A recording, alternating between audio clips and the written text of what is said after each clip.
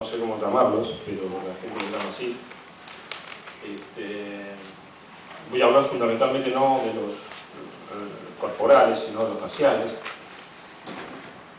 Me gustaría hablar de los factores de envejecimiento, porque sirven teóricamente para rejuvenecer un rostro, y yo nunca escucho hablar de lo que es el envejecimiento, de qué factores de envejecimiento tratan estos supuestos hipnotizadores.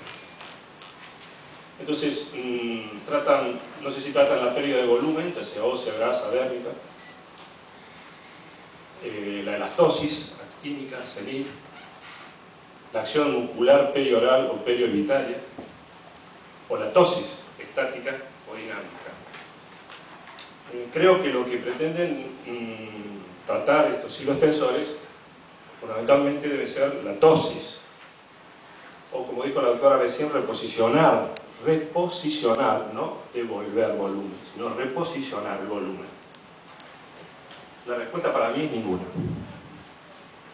¿Por qué hablo de ciertos hilos tensores, entre comillas, porque hay muchos, la doctora fue clara, hay muchísimos ahora, con fines de marketing fundamentalmente, pero los que salieron al mercado como hilos tensores, entre comillas, que me cayeron en mis manos, fueron estos bidireccionales, articulados bidireccionales de corta distancia, de 8 o 10 centímetros más o menos, que lógicamente son móviles los dos puntos. Entonces, yo no podía entender conceptualmente cómo se podía tratar una tosis facial sobre dos puntos móviles. Porque si yo quiero subir algo, yo tengo al primer piso, como decía recién el doctor, yo tengo que estar en el primer piso asentado y con una soga, lo que quiera mi mano, traer de la planta baja algo hacia arriba. Entonces un punto fijo y uno móvil. Acá los dos puntos son móviles. Y lo peor de todo, yo siempre cuento esta anécdota porque una vez que fui invitado a operar a la clínica de Pitanguía en un curso de endoscopía, la anestesista colombiana me invitó un cirujano colombiano que es el que hace endoscopías en Pitanguía, el doctor Enzo Quitaria. Y entonces, pero si nosotros en este momento poníamos unos hilos, que yo ahora les voy a comentar, que eran espiculados. Entonces cuando vio las espículas, la doctora anestesista dice, como me puso Enzo a mí, yo me lo tuve que sacar, creía que era la barbecue en un asado, y creía que era un hueso y me saqué el hilo dentro de la boca. Entonces lo más grave de eso es esto, la migración de estos hilos, porque al ser bidireccionales, tracción de los dos lados y producen esa migración. Entonces corresponde hablar, olvidémonos de los otros signos de envejecimiento, de las tosis, bla bla bla, sino hablemos de la tosis. Entonces, la tosis como cirujano para nosotros es la caída de las cejas, que viene por la caída de la frente. Eso produce una pseudoblefarochalasis, produce también, al descender el tejido fibroadiposo malar de su posición lógica, produce evidencia las bolsas y evidencia el surco orbital inferior, evidencia el surco nasolabial y evidencia también el surco nasolabial del jaw, hablando de los 3/3 faciales, y también lógicamente que va a acompañar, y no hablo de ello, no lo marco porque es en el cuello, el del plasma. Para esto, por años, y ya los que me conocen estarán hartos de escuchar mis presentaciones referentes a los lifting endoscópicos.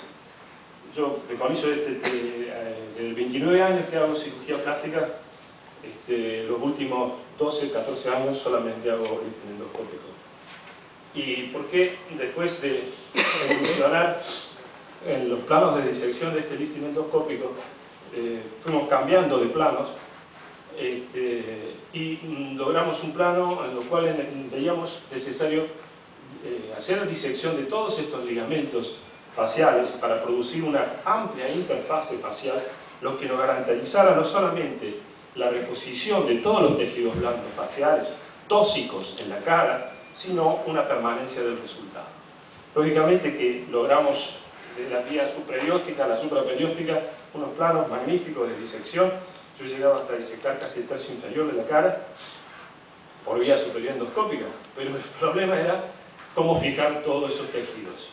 y nosotros de estos clásicos nudos en loop que todos cirujanos hacemos, que era cuando pasaba este loop acá sobre los tejidos, que son blandos los inferiores, y los fijábamos a un plano, conceptualmente estábamos en lo correcto, fijar estos planos, en este plano que es la TPF, ahí de la fascia temporoplanetal, que es muy dura, un plano móvil hacia uno fijo, pero el problema estaba aquí, donde este loop producía los americanos le llaman cheese wire, es el alambre que corta el formaggio de los italianos, hacía un guillotinamiento, como decía Finocchio, de los nudos de penetración.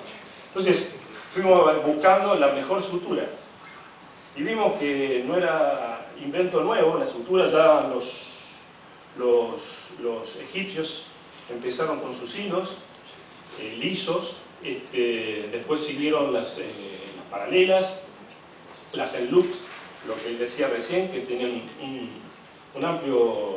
grado alto de guillotinamiento y los resultados por lo tanto no son duraderos. Después un doctor Sasaki en Los Ángeles dijo, bueno, le pongamos un patch. Ese patch hizo, bueno, que se redujera ese guillotinamiento, y fue el ácaro el primer antecedente que yo encontré en 1924 de estas barbas o espículas unidireccionales en este caso, pero que nunca logró, está la patente, pero nunca logró aplicación clínica. Después siguieron bidireccionales, pero en experimentación en tendones. Después en el 2001 hay bidireccionales, absorbibles, hasta que, bueno, los famosos hilos rusos, ¿sí?, llamados aptos, por el doctor Solán dice que aptos significa antitosis. Entonces digo, ¿cómo pueden ser estos hilos antitosis?